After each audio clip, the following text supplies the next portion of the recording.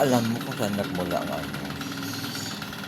ang galit ni Sarah kay Mother Romualdez. Yun yung naudlot na gusto nilang palitan si Mother Romualdez sa pagka-House Speaker. Kaso, nalaman ni Martin ng ang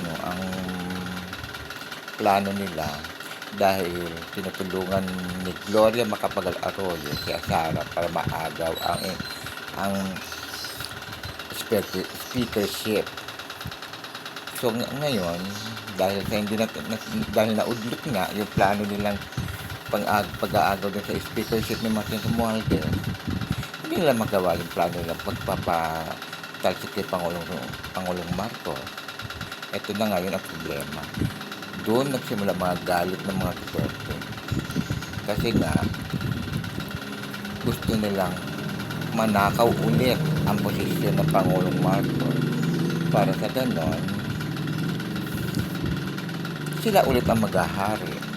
Ang kapal ng pagmumukha nila, no? Dapat sa kanilang mga ito, walang kabusugan sa pera.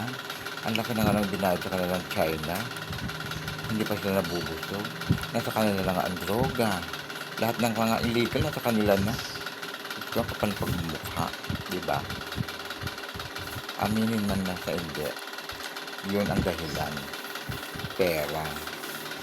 Kapangyarihan. Higit sa lahat. Naku, sana mabilaukan naman na sila sa kanilang katakawan sa pera, no?